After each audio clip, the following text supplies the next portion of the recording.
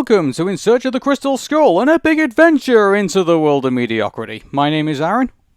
My name is Patricia. And today we're going to do something very unique. So, the background to this is there's actually two reasons why we're doing this. The first one is because originally, when we first did In Search of the Crystal Skull, one of the videos we really wanted to do, or one of the podcasts we really wanted to do, was a comparison between It's a Mad World and Rad Race. But unfortunately, Rad Race is no longer in In Search of the Crystal Skull territory, so we can't review that movie because it doesn't rate the same way on Tomatometer as the way that It's Mad World did.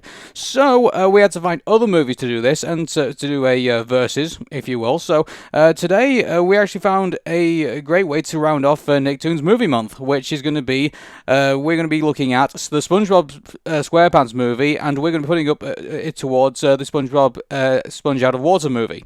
So that's the reverse reason we're kind of doing this. The second reason we're doing this is because there's this ongoing thing about me that apparently I have some kind of like hatred or some kind of like, negativity towards SpongeBob SquarePants. So I thought that maybe this would be the perfect place to kind of just address all of that. So here's the thing. So for those of you who do not know, SpongeBob SquarePants is probably the biggest cartoon, probably since The Simpsons, to ever hit American and probably even hit worldwide airwaves. It has billions of fans. It has merchandise. It's what's keeping Nickelodeon as a thing in 2022, and has been doing so for a very long time.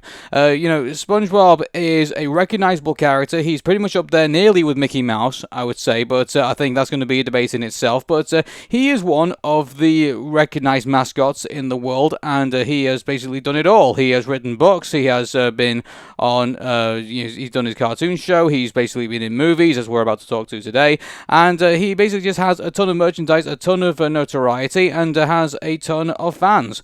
And so I take none of that away from him, and SpongeBob SquarePants has been a phenomenon pretty much since its inception back in the 90s.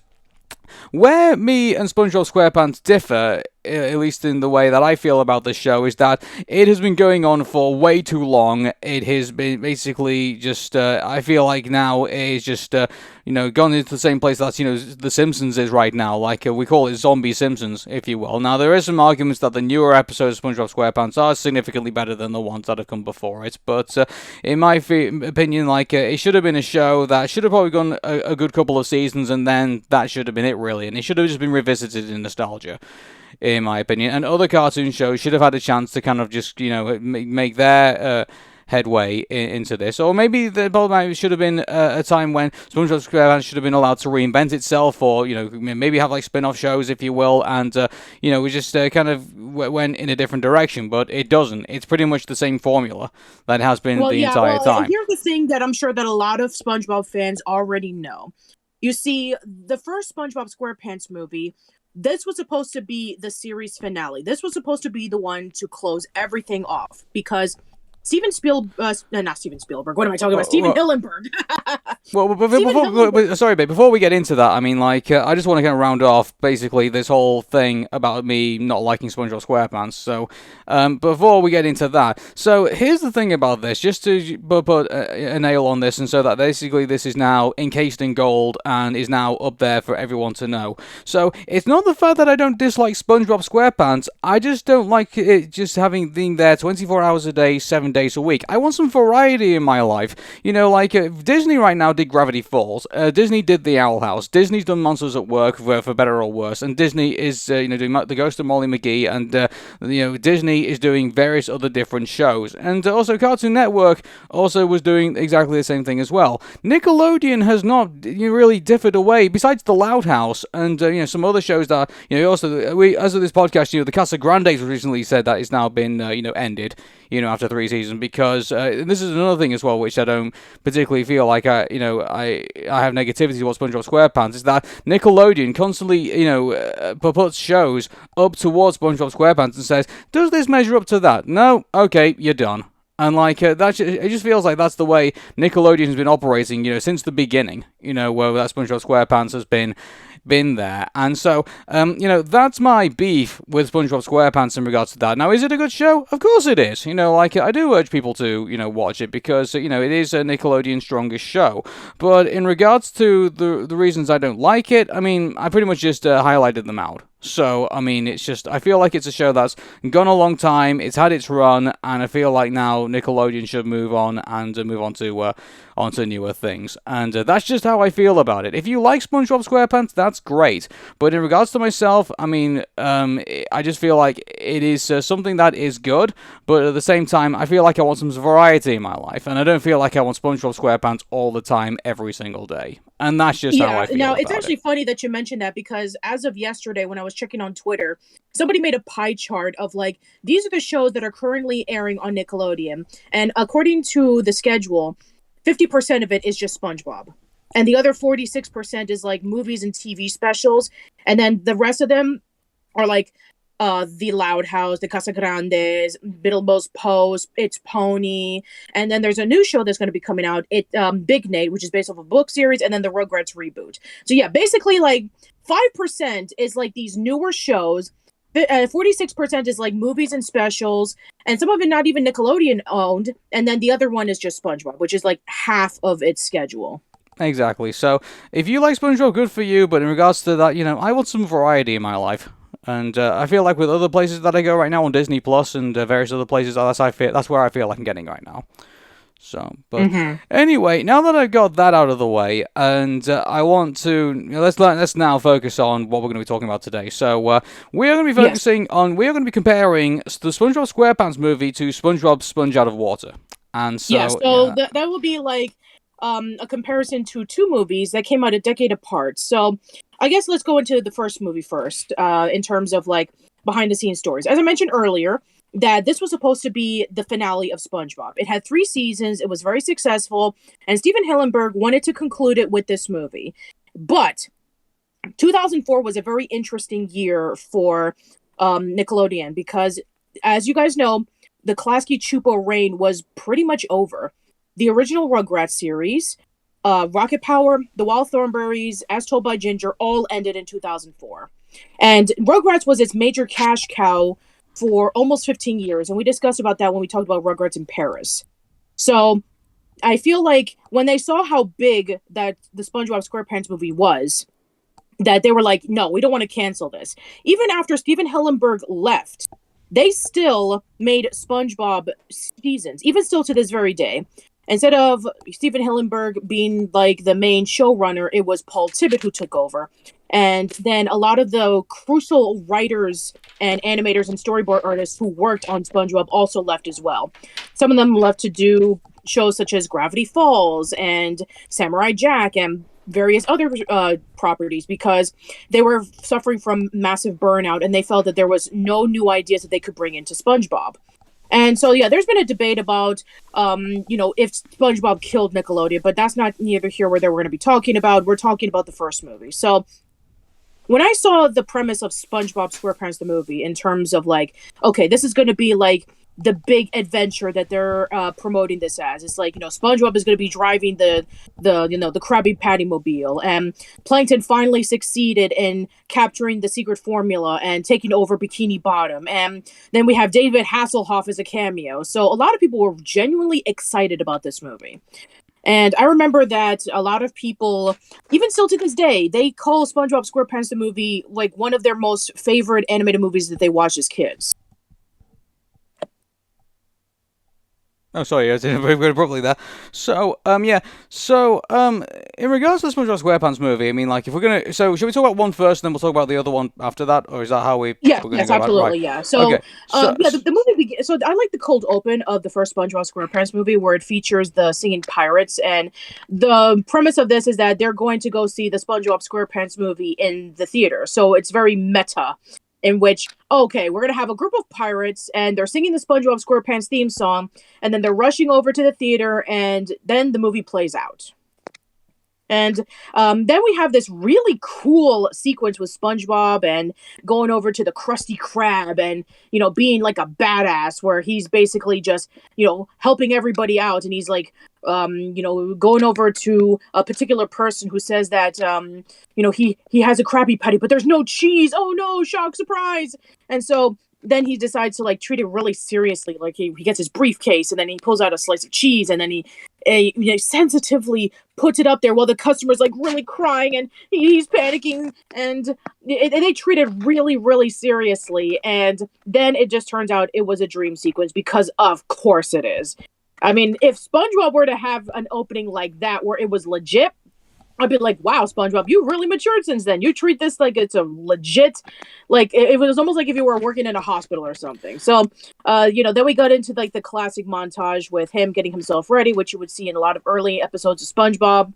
And then there's the announcement about the Krusty Krab 2, which is basically a new opening of the Krusty Krab so they can be able to expand Bikini Bottom. The only difference is that it's next door because, let's rip off Starbucks, in which, like, there's a Starbucks in every corner, like it was back then, in which, like, becomes, like, really oversaturated. So maybe there was a joke on that. I'm not sure, but I think that's what they were going for when they were doing that. Yeah. So, but I think, but in regards to, I mean, sorry, you want to keep on going on with the story and okay, yeah, let me get to like the main conflict. So.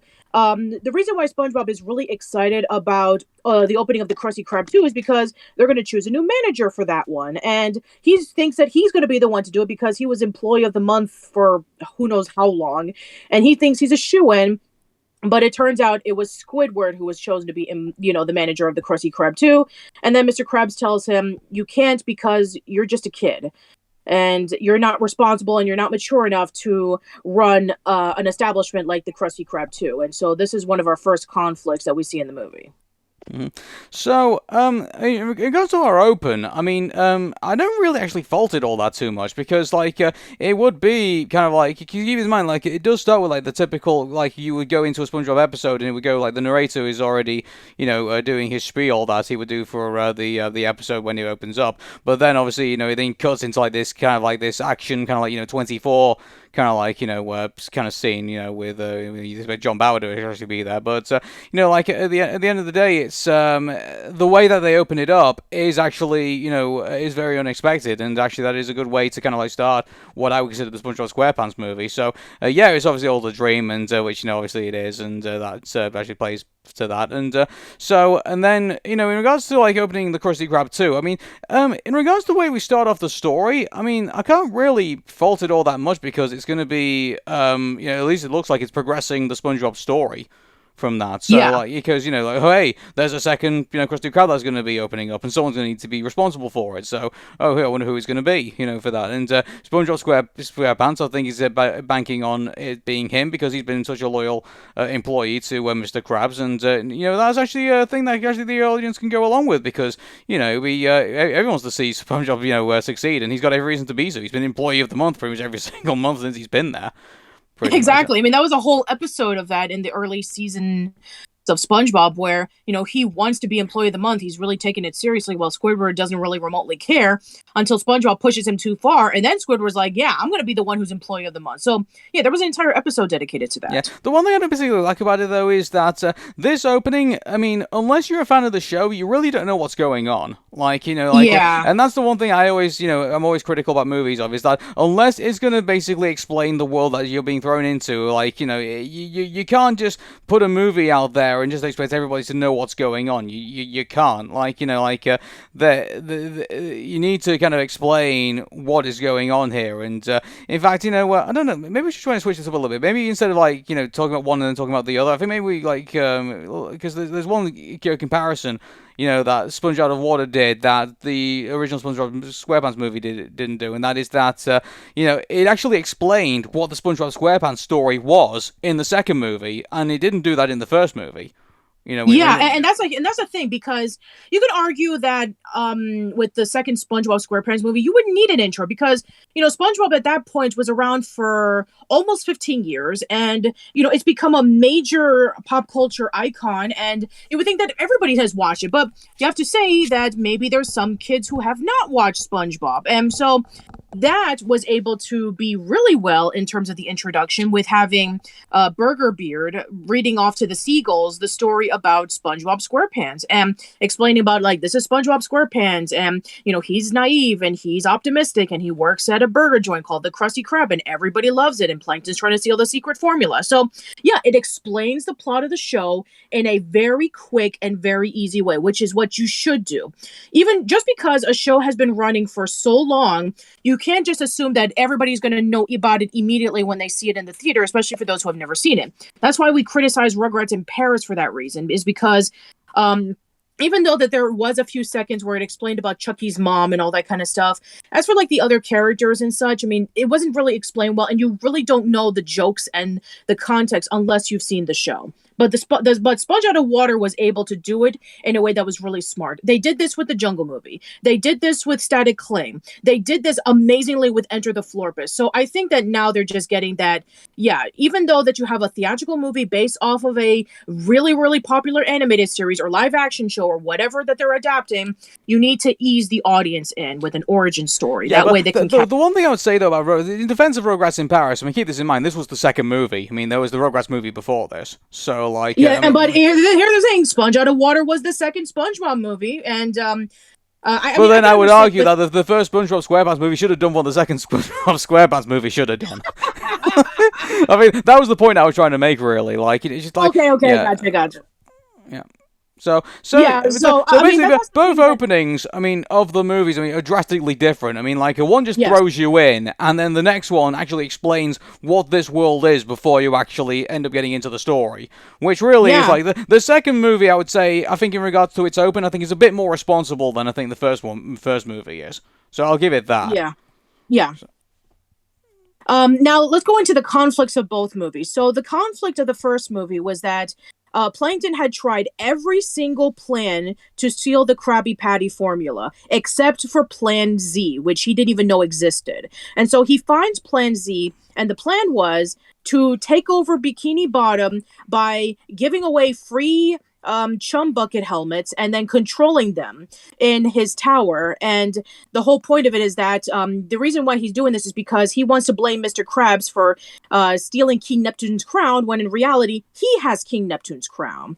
And so it's up to SpongeBob and Patrick to find King Neptune's crown and unfreeze Mr. Krabs and free the citizens of Bikini Bottom right before Plankton pretty much takes over everything, which he does turn out to do so in the movie. The second conflict, the second SpongeBob movie's conflict, is that the Krabby Patty formula completely disappears, and basically Bikini Bottom goes absolutely crazy, Mad Mask-esque style, where they're going rogue and they're becoming really wild because they don't have any more Krabby Patty. So it's up to SpongeBob and Plankton to find out where the Krabby Patty formula is. Yeah. So, in regards to like, we're going into away from our opening, actually going into the different conflicts. So, I'm trying to think. I mean, in regards to, like, I know some people don't really like the SpongeBob SquarePants movie all that much compared to the second one, but I've got to give SpongeBob SquarePants movie credit. I mean, like, at least it goes into, it goes into the conflict and has, some structure to it. You have Plankton with this scam trying to, get the Krabby Patty formula, away from, and he comes up with this, this scheme to get King Neptune. So, by the way, the one thing I will say, though, in saying that, is that King Neptune looks nothing like the King Neptune that we met in the original show. No, absolutely not.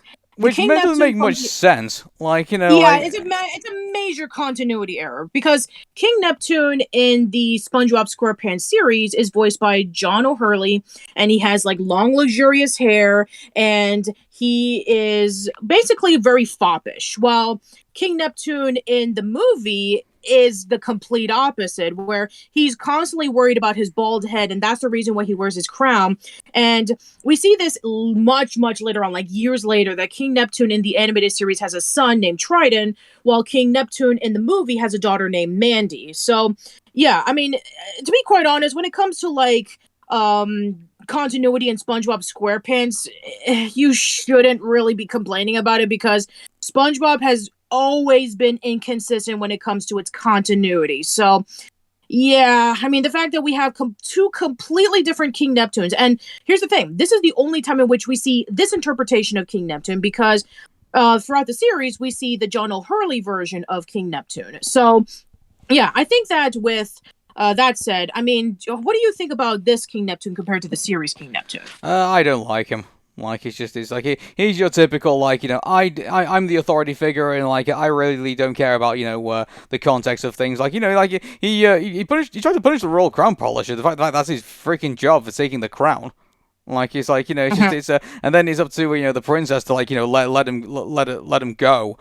And yeah, again, like, I know SpongeBob SquarePants' world is supposed to be kind of like, really like, incompetent, and like not where that doesn't make that much sense. But like, I would say that the King Neptune that we had in the original show, I think, was probably a lot better than the one we ended up with in this movie. Yeah, I mean, no disrespect for Jeffrey Tambor, he did do a pretty good job with his acting, but yeah, I think that in terms of, like, this King Neptune, where, I mean, he does have a bit of a sensitive side towards his daughter, where unlike in the animated series, that even though he does misses his son, the only reason why he was upset with him is because, well, actually, it's pretty similar. You see, in both the animated series and in the movie, they're disappointed with their children because they're not ruthless. Like, Mandy is very kind-hearted and she's very sweet, and she wants to be able to rule, the underwater ocean in a very kind and, very gentle way. Well, Trident was actually banished to another island because he wasn't able to live up to his father's ruthless legacy. So, yeah, I mean, I guess that's the only thing that's very similar between the two characters, but yeah, I think that I actually like Mandy a lot more than Trident, because Trident was actually a jerk throughout the entire SpongeBob special. And Scarlett Johansson does a really good job playing as Mandy, being like very sweet and supportive and helping SpongeBob and Patrick when they're. Don't get me wrong. If I could switch out the Neptunes and keep keep Mandy, then I would happily do that. Okay. Yeah, that's one thing I'd be happy to do. But yeah, just it's I just, in a way, like, King Neptune, and it'd be kind of like one of our antagonists in a way. When you think about it, like, and he didn't really, like, turn around until finally, like, it was revealed that, well, mind you, we'll get that into the end. But yeah, it's like, Mandy's like he's like the voice of reason in all of this. And which is so I guess that works maybe as a character dynamic, but I gotta be honest, it's kind of forced when you really think about it. You go, okay, of course Mandy's the nice one. Like, of course, his dad's the blowhard. Like, oh, hey, here we go. Well, yeah, what if we've never seen this before? No, not at all. Nope, not in Little Mermaid. Nope. It makes me wonder if that's what they were going for. Like, that's probably exactly what they were going for. Yeah.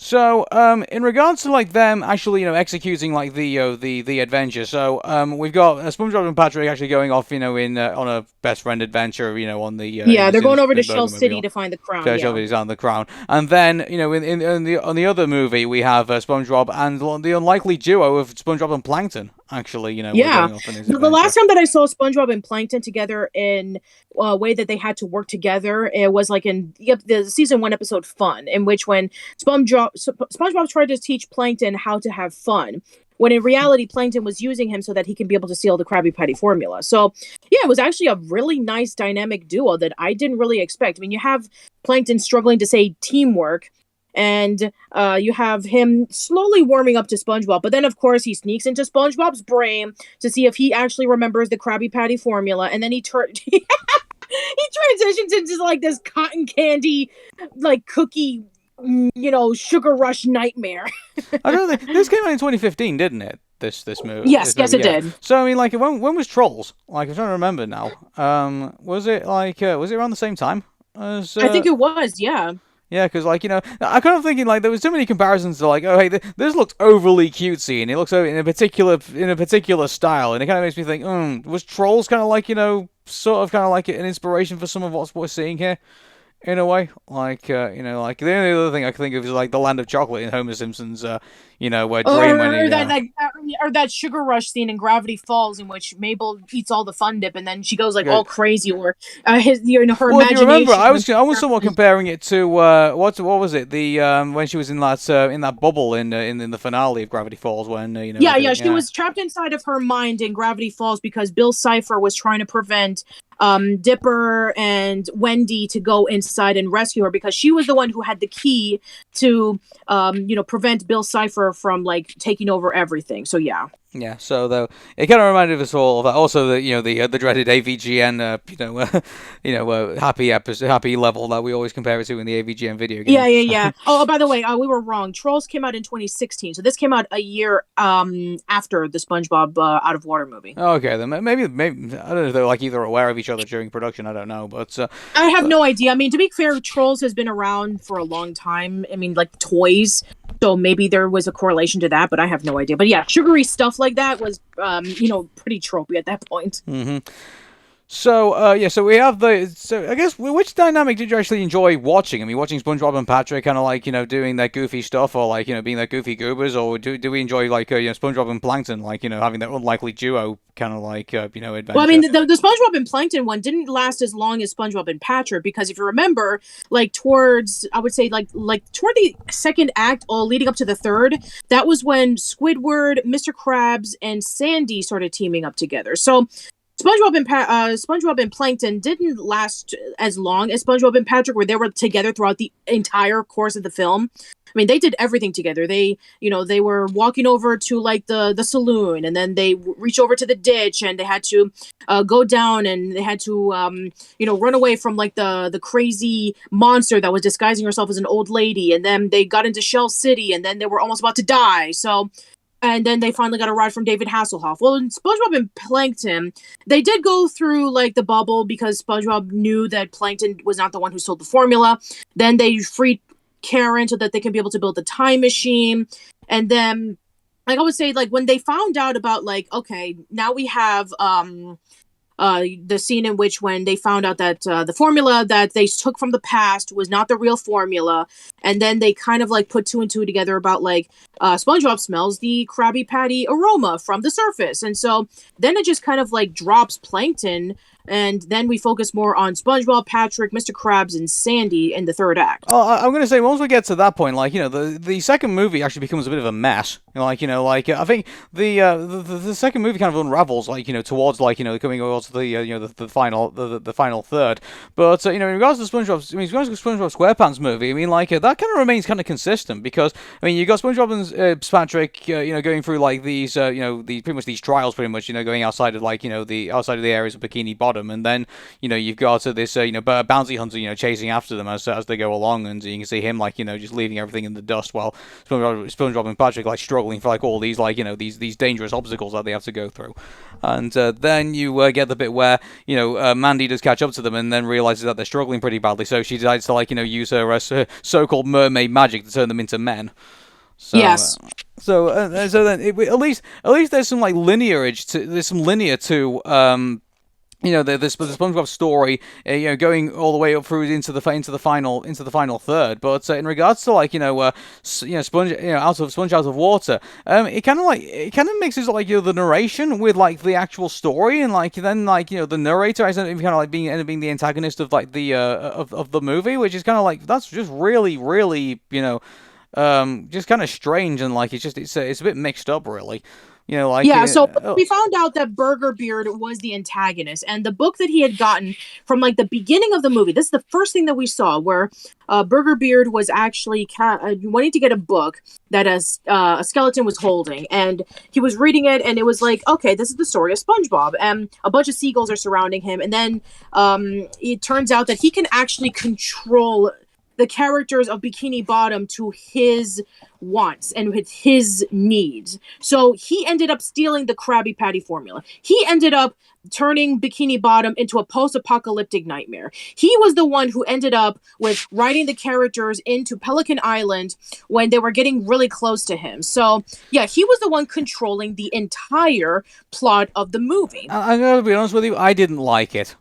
It tried to come across as clever, but I just feel like it was just a bit of a mess, really. The way that they kind of put it all together, they should have been some kind of hint. I think at the very beginning when you got the book, it has some kind of magical ability to like do all this stuff, but Yeah. yeah, it just doesn't, and like it says even when you like wrote the end and like threw it away, like I mean I don't get it, like shouldn't have like ended like the whole story or whatever, or like I mean, there was a joke about that, but then the seagulls were like, "No, we don't want that ending. What's the real ending?" And so Burger Beard continued reading the story. But Well, in the he didn't have any reason to like continue on doing that. Like it was just I mean, exactly. He could have just like shooed them away, like he did the second time, in which he wrote. I'm sorry, he read.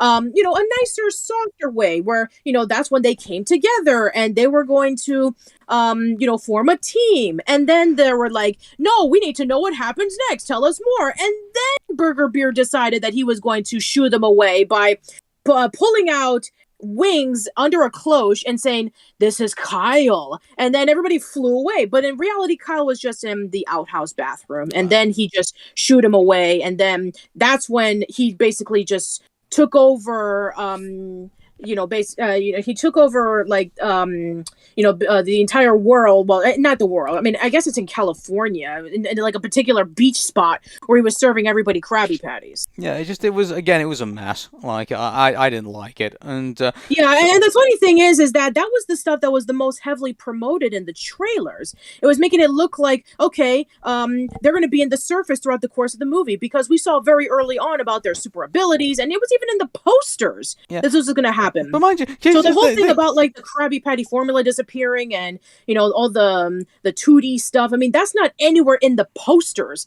The superhero stuff was the one that was the most heavily promoted. Exactly, yeah, and but I mean we'll get to that bit in a bit. But in regards to like the thing is that the second movie, I feel like it's just kind of rehashing what happened in the first movie, because if you remember, SpongeBob and Patrick do end up in the real world, yes. Up there, obviously not in 3D form, that they promoted in the Sponge Out of Water, but this is, I mean, what happened in Out of Water is not necessarily too different from what happened to SpongeBob and Patrick when they went the first time.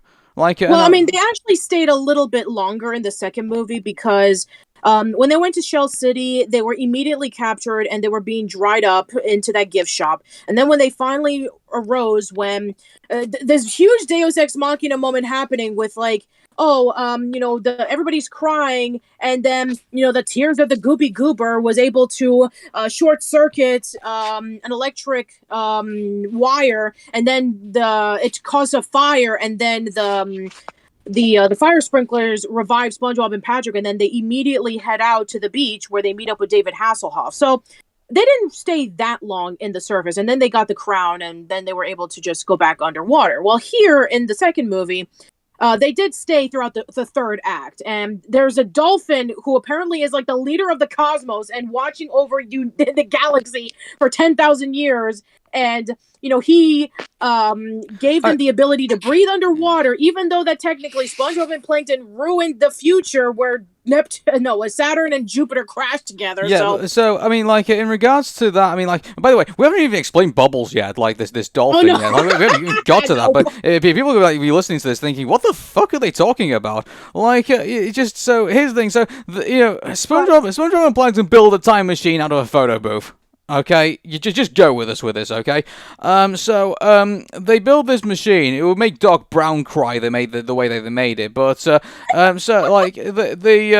end up traveling to different parts of of the future. So they travel 4 days into the future, when the actual thing is hundreds of years into the future, because of exactly, because Patrick has this long beard that would make Gandalf weep, and everything in Bikini Bottom is covered in sand, looking like something from Dune, and then he's like, "How far have we gone to the future?" It's like, "It's been only 4 days, and we're in the Krabby Patty famine." It's like, what?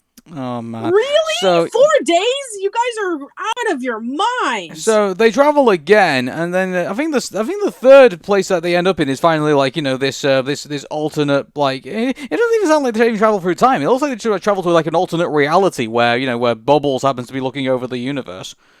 This was never shown in the series, in which you have a dolphin who's basically the watcher of the universe, and so Yeah, Bubbles has been watching for eons, and then he decides, "Oh, I haven't taken a bathroom break in thousands of years. Can you watch over the galaxy while I go?" And so they watch for like a few seconds, and then Jupiter and Saturn collide with each other, and then Bubbles was like, "I will now end your lives," and then he shoots out a laser from his blowhole, and then they decided, "Go with it, go with it." Oh, And good then grief. they decided that they were going to go back in time again. And finally, they were able to reach the point in which Plankton was stealing the formula inside of the safe, and SpongeBob was trying to go after him. And then finally, we have SpongeBob reaching for the safe to grab the formula, Plankton talking to the SpongeBob from the past, asking about, like, what's it like in the future? But unfortunately, SpongeBob got the wrong bottle. It was the bottle that Plankton put in to fool Krabs into thinking that that was the actual formula. And so then chaos ensues once again. Yeah. So, so basically that whole time travel thing was, in a way, I guess, a waste of time. Just like they didn't achieve doing anything, and then Yeah, so yeah. here's the, No, no, they, but they that's try because and they the try and second. force in this whole did you notice like once that had happened and SpongeBob went on this speech, and like I guarantee you they wrote this thing thinking that this was going to be like as like as some kind of political statement or something like that, saying, oh hey, we all live like these individual like lives on little islands and stuff like that, and it's like it's like, yeah, that's sort of true, but it's like, come on guys, this is SpongeBob SquarePants. It's not a freaking political thriller. I just felt like they were so forced in when they made To be fair, SpongeBob put SpongeBob that has always statement. had these speech. Well, to be fair, SpongeBob has always had these kind of motivational speeches where he's trying to bring out the worst in people, or in this case, fish, whenever they act really, really stupid or really, really selfish. So it is within character, yes. But yeah, I would agree with you in saying like the whole time machine thing where they just went back. I mean, the only reason why it worked in terms of the plot was because they saw Bubbles again. Because when they reach up to the surface and they were like, "Oh, we can't go this far because we can't breathe," but then I was like, "But Sandy's over there. Maybe she can go and grab, find out where the formula is, and or maybe SpongeBob, Patrick, Mr. Krabs, and Squidward can maybe get their helmets and see if they can get up there." But then Bubbles appears and he's like, "I thank you for freeing me from watching over the cosmos, and for that, I'm going to give you the ability to breathe underwater." So yeah, basically, Bubbles is a plot device. Yeah. Well, So, I mean, as opposed to like in the first movie, you remember we were talking about the first movie as well. oh yeah, we were. Yeah. So, there wasn't really too much of like a. I mean, I guess with Mandy, it's like, you would argue that she's like a plot device as well, but no, I mean, the first of all, she didn't use like real magic to make SpongeBob and Patrick into men. She was building up their confidence, saying, "You can do it because I believe in you." And the stuff that she was giving in terms of like the mustaches, that wasn't her real magic. She doesn't even have magic at all. But mind you, like, when you argue that, once they went and did that, like, and then they went into like the whole musical of like, now that we're men, like, I gotta be honest with you, I remember that song far more than I remember whatever the song that SpongeBob and Plankton was singing about in regards to like Yeah, teamwork. like that whole like teamwork thing. I mean, that's the thing about the second movie that's a bit of a fault, is that the music in the second movie is nowhere near as memorable as the first. In fact, some of the jokes aren't even as memorable as the first either. Yeah, like I can barely remember. The only one that really sticks out in my mind is like when they, we're gonna get to the point where like they randomly turn into superheroes. Like Yeah, that's the only thing that people remember about the second movie, is that scene because it was they heavily turned into promoted in like superheroes. all the trailers and stuff. Like this is what we It were was in the expected to trailers, see. it was in the promotions, it was in the commercials, it's even in the poster, it's even on the DVD and Blu-ray. Yeah, like talk about false advertising. Like Yeah. like went through an hour pretty much of what they would probably normally do on SpongeBob SquarePants on the actual TV show, and then finally, maybe at the very end, we finally get to like something different. Yep, and I mean, false advertisement, am I right? Yeah, like So yeah, at least give credit to the SpongeBob SquarePants movie. At least I remember in the promotional material, at least it stuck to it. Like, and yes, then like them going off into like the real world was actually somewhat of a surprise, and like having David Hasselhoff in there was also somewhat kind of surprising as well. Do you remember? Do you remember when it first came out, and then everyone's like, "Oh my God, David Hasselhoff's in this movie." Yeah, exactly. And this was like Baywatch David Hasselhoff. Exactly, yeah, and like it was at the point where they were saying, oh hey, David Hasselhoff is back. Is he going to be the next Doctor Who? Is he going to be like he just took off after that. He was going to be in like all sorts of things after that. Yeah, exactly. Where I mean, kind of like after his run on Baywatch, I mean, other than his appearance, before his appearance in the SpongeBob SquarePants movie, and then after his run on Baywatch, he wasn't really in a lot of things. Yeah, there's a lot more positive. I mean, some people are going to think we're crazy, but I got to be honest with you. Like in regards to the story structure, I think the SpongeBob SquarePants movie has a hell of a lot more going for it than Sponge Out of Water. I mean, yeah, I mean, now here's the thing. I mean, I would say that with the SpongeBob SquarePants movie, there are a lot more memorable scenes in terms of like when SpongeBob and Patrick go over to like different locations. Everybody remembers the saloon scene in which when SpongeBob and Patrick are washing their hands and then a whole bunch of bubbles are around when they're in this really tough bar. Everybody remembers the scene in which when they go into the gorge and they go under, they see this old woman holding ice cream and it turns out it was a giant monster trying to trick them by eating them, and they're going through like a sea of bones. And then there's also Dennis. So we didn't even mention Dennis throughout the portion of our discussion, where Dennis was the bounty hunter that was hired by Plankton to prevent them from going over to Shell City. And funny enough, he's voiced by Bruce Willis. So a year after he did the train wreck that was the Rugrats Go Wild movie, he did this as the tough, bounty hunter. And I was like, okay, I guess Bruce Willis had like still confidence from Nickelodeon saying, yeah, we're not going to cast you into something that sucks. So I guess we're getting into the final acts, I think, of both movies. And so in the SpongeBob SquarePants movie, basically the way that it kind of ends up is that SpongeBob and Patrick do get the crown, and they meet up with David Hasselhoff. They go on like this swim, and then David Hasselhoff uses his pecs to like launch SpongeBob and Patrick down into the water, which I thought was hilarious, and it was great. Yeah, and then they have him floating like in the water, and like he ended up getting like blasted by King Neptune, which was pretty hilarious. Yeah. You remember? Oh, by the way, you remember a few years ago? I think we talked about this in the Aaron Menta show, where David Hasselhoff was selling a lot of his memorabilia, and one of them was actually the SpongeBob SquarePants movie. Like physical oh yeah, like the Hasselhoff boat. Yeah, like yes. What happened to that? I don't know. I somebody who has a lot of money must have bought it. I guarantee you, I bet you it's like in the Ripley's Believe It or Not museum somewhere.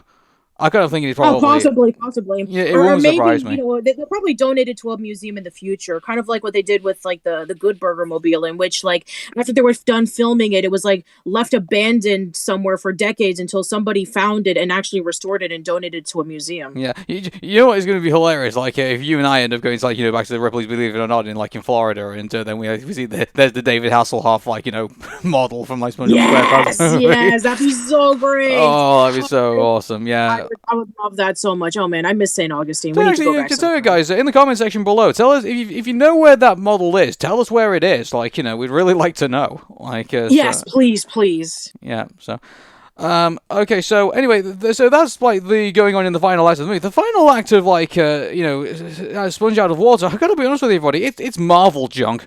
It's like Oh my God. Well, yeah, I mean, you have like them being a super. I mean, this is 2015, so we had this was like post the Avengers. This was like before Age of Ultron, I would say. So we had like a lot of superhero movies that were trying to cash in on Marvel's popularity. So I guess they were definitely going into that direction. So you have like SpongeBob, who is controlling bubbles, and then Squidward is playing really bad notes with his clarinet. You have Sandy, who turns into a humanoid, larger version of a squirrel. You have a robotic Krabs, who launches his claws. Yeah, Mr. Krabs is Iron Man, basically, in this. Yes, Mr. Krabs is Iron Man. And then Patrick...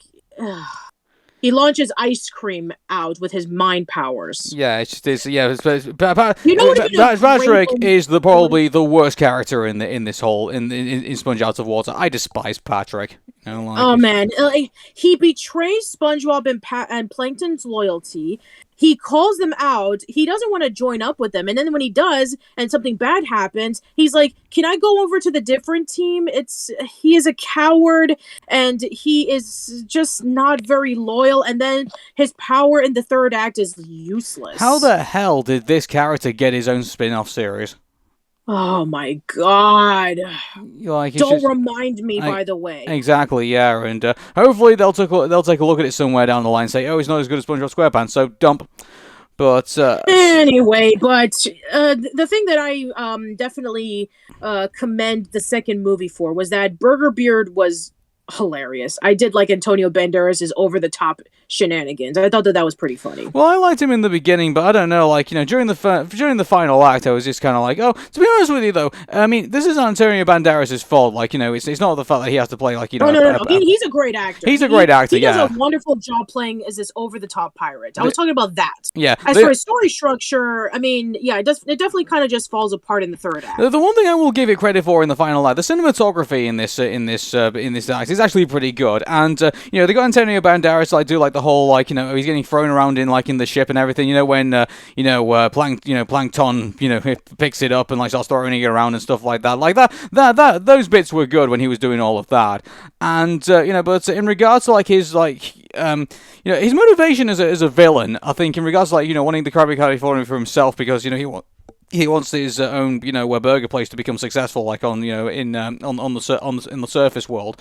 I mean, I can get into that, but I just think that there should have been more structure and put more meat put into this. Like, if he was going to be the villain of the movie, they should have given from the very beginning, like made it kind of look like, oh hey, maybe this guy could be the villain of the movie, but kind of like kept people guessing.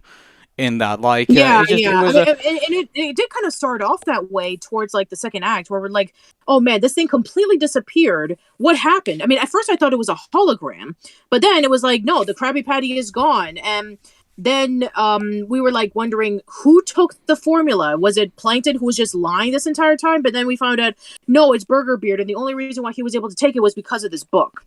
How interesting would it have been, like, if, the Burger Beard had, like, said, oh, I've got the Krabby Patty secret formula, but then just kept kind of planting it on Plankton. Because, like, Plankton is like, and it would be so easy to plant it on him because he was the one who was always stealing the formula. And Burger Beard would have known about that because he's reading the book.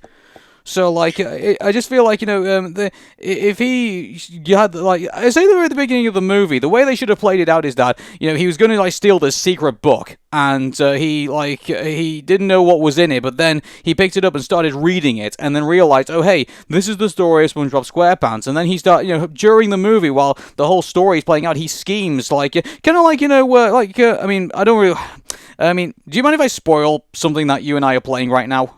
At the moment, like, yes, go for it. Okay, so there's a game called Doki Doki Literature Club, and the character Monica in the in the game is basically she is the one who's like messing around with the scripts in the game, making like all the characters go crazy and like kill each other and stuff like that. Like wait, what? Exactly, yeah. So sorry, babe, I just spoiled that for you. But what?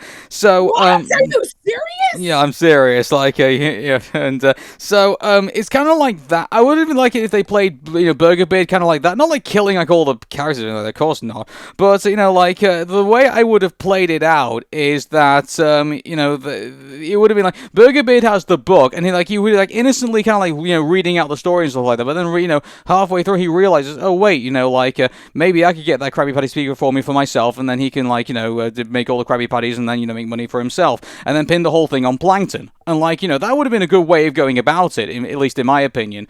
So that's the way I would have gone about it in regards to like turning Burger Beard into a villain, but I just feel like they made a bit of a mess of it really doing that. So, yeah. But in regards to, I mean, that's the reason why I say the SpongeBob SquarePants movie has better story structure than Sponge Out of Water, because with Sponge Out of Water, when we get to the final act, like, you wouldn't think it was the same movie.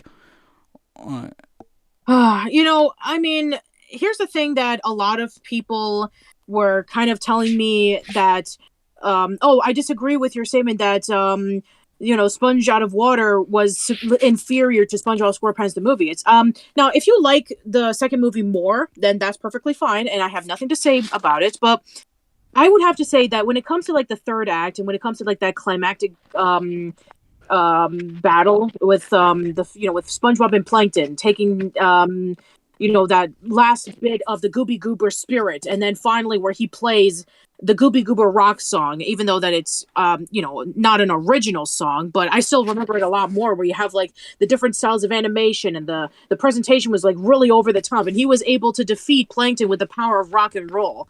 It may sound kind of stupid, but it was actually pretty awesome. Well, I mean, in paper, when it comes to like the second movie, you would think that, oh man, you have this big climactic fight with SpongeBob and the gang and fighting off Burger Beard using superpowers. Doesn't that sound awesome?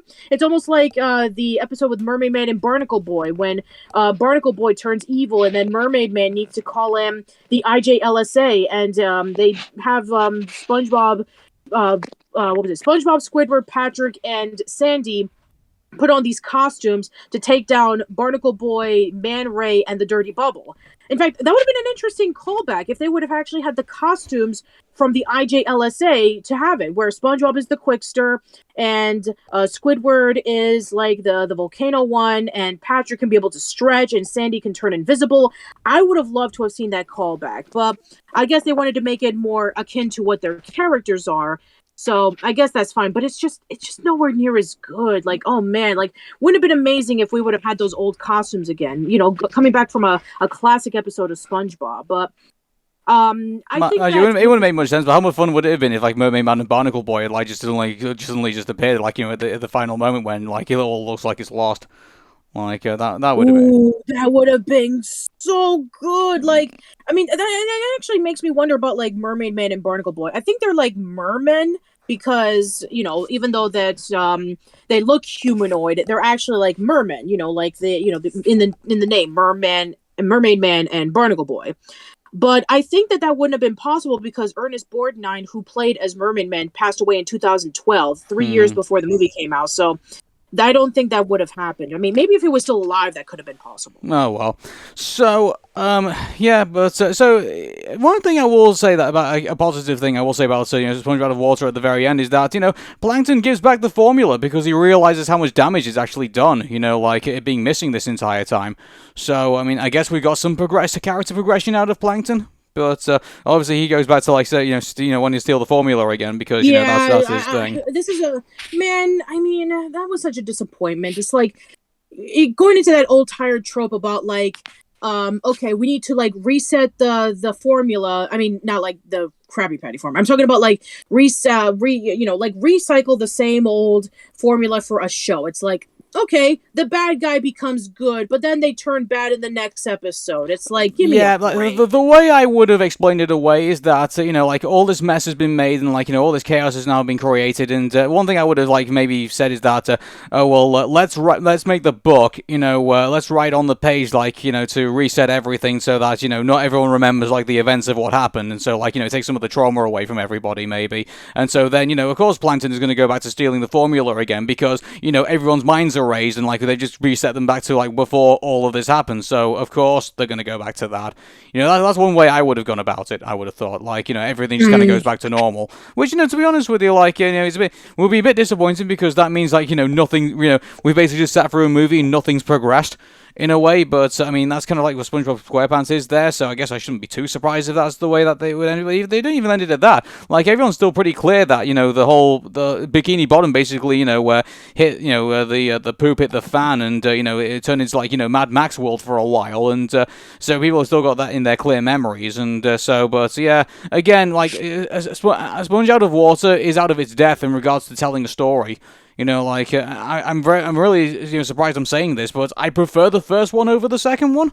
After looking back, I do. I mean, I've always preferred the first one over the second one. Even I said so in the beginning when I said that whenever it comes to like the jokes, I don't remember like a joke that like immediately stands out. The one thing that I mean, there were a couple of them, sure, but not like ones compared to the first movie. I mean, it's kind of funny because I even said this like many years when I talked about the SpongeBob SquarePants movie, but I always felt that the SpongeBob SquarePants movie was kind of like an homage to Pee-wee's Big Adventure. Yeah, but the thing is that people have been telling me like how good the second one actually is, and I thought because remember we actually did it on an episode of Arun and Patricia, I think a while back ago, where we said, oh hey, the Sponge Out of Water is actually getting good reviews. You know, like Yes. so like I'm quite surprised that I finally got to see it. And it's kind of like, it's not that great actually. You know, so Yeah, I do give props to Steven Hillenburg because over a decade after he left the SpongeBob SquarePants movie and said he was never going to go back to like SpongeBob like full front, he was just going to be an executive producer overseeing things. He finally decided to come back and work with Paul Tibbett to write the story and put together what would be the plot of this movie. So I mean, this is the last time that I think that he also did help with like consulting for the Broadway musical, but in terms of like writing like a story or something, I think this was like the last time he did it right before he passed away a few years later. okay. So, we are going to decide which movie is the one that is going to survive and which one is going to go into the pit of doom. So, right, so, I mean, I've got to be honest, the SpongeBob SquarePants movie, it has better story structure, it has a lot more memorable things, it has David Hasselhoff in it, and, even though the negatives that go towards it in regards to King Neptune and in regards to, like, some, maybe, aspects in regards to the way the way it's drawn, but, the live-action bit does catch you out by surprise, and, it does have, like, a somewhat good ending. Also, it kind of progress. I mean, it doesn't progress in the TV show, but it does kind of like progress the story because SpongeBob SquarePants does actually end up becoming manager of the Krusty Krab 2 at the very end, and ends up becoming a more mature character. Even though that the Krusty Krab 2 never shows up in the TV series or even in the other movies again. And in a way, it is progression. So, like, regardless if the other movies don't, it is progression, yes. Yeah. So, I got to be honest with you, Patricia. My vote goes towards keeping the SpongeBob SquarePants movie, and throwing the sponge out of water into the pit of doom. I would actually, I mean, in terms of like our discussion for these two movies, I would agree. But when it comes to like all three SpongeBob movies that have been currently out, I've heard that the third one is even worse. Okay, well, we'll get to that at another time. So, but yes, we'll get to that in another time. But yeah, I mean, I would say that when it comes to like comparing both of these movies, that even though that the first movie's plot was a lot more simpler than the second movie, where it tries to like really up its ante, I think that the structure of the first movie is more tighter because it has a clear motivation and it has a consistent pace. And also, it has a great set of jokes. It has a lot of heartwarming moments. And it also has a great climactic ending. And it also has a really satisfying ending, too, where SpongeBob becomes the manager of the second Krusty Krab. And with the second one, I mean, they really, like, up the ante immediately with, like, oh, we're going to go from the Krabby Patty formula being missing to, like, Mad Max post-apocalyptic world in, like, seconds. So, yeah, I mean, at least there was a reason why in the first movie it was post-apocalyptic, because Plankton took over, as opposed to, like, we need Krabby Patties, we can't survive without it, we're gonna go insane! And then Sandy turns into a conspiracy nut. It's like, okay, I wanted to see another conspiracy nut on Search of the Crystal Skull. Okay, I guess I wanted that. Yeah. So, yeah, I mean, I mean, in the first movie, it actually made sense on why the whole world was going to hell. And with the team up with SpongeBob and Patrick, at least Patrick is much more manageable and less stupid compared to the second movie, where he was just like a jerk and he betrayed his friends, and then the superpower that he got was just completely useless. Yes, Patrick is still like the dumb, lovable idiot in the first movie, but at least he was trying to help out SpongeBob with trying to get the crown, even though that he didn't need to. I mean, why would he? But he's best friends with SpongeBob, and they're going to work together to do this. And there was a lot of more funny moments, like, that scene with the Gooby Goober where they get themselves, quote unquote, drunk off of ice cream, and the saloon scene and the scene in the gorge and all that stuff. So, yeah, there's a lot of good things in the first movie. In the second movie, sure, there's some decent things, but I wouldn't say that much compared to the first movie. And then the soundtrack. Oh, man. I mean, come on. Ocean Man, anybody? Yeah, I thought so. Mm-hmm. So, congratulations, SpongeBob SquarePants Movie. You have survived the pit of doom. So, we are going to rate SpongeBob SquarePants Movie now. So, in regards to that, I think, to be honest with you, the SpongeBob SquarePants Movie, I think, is a solid 7. I think, in regards to how I feel about that. So. I mean, we gave Jimmy Neutron Boy Genius an 8. And I'm trying to think about, like, okay, we gave it an 8 on its own merits. But with SpongeBob, with this being like, this was originally supposed to be like the last thing that SpongeBob was ever going to release. This was supposed to be the climactic ending to a show that lasted for a decent amount of years, and then this was supposed to like cap it all off and ended in a very satisfying way until Nickelodeon decided, no, we're going to milk this cash cow for all it's worth. So I would say in terms of like at the time where SpongeBob was back when it only had like a few seasons and it was consistently funny and it was able to definitely up the ante compared to what the series had the show had to offer, especially in its first 3 seasons.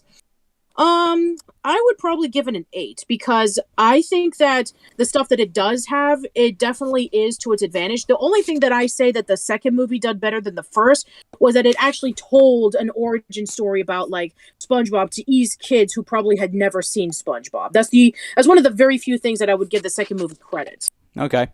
So I guess we're giving it a 7.5. So yeah. Yeah, 7.5, and I think it's pretty solid. Cool. Okay. So that is finally the end of Nicktoons Movie Month. So I hope you all enjoyed it, and we'll let you know what the next month is going to be themed on. So yeah. Okay. All right. Take care, everybody, and we'll see you for further adventures of In Search of the Crystal Skull. Take care, everyone.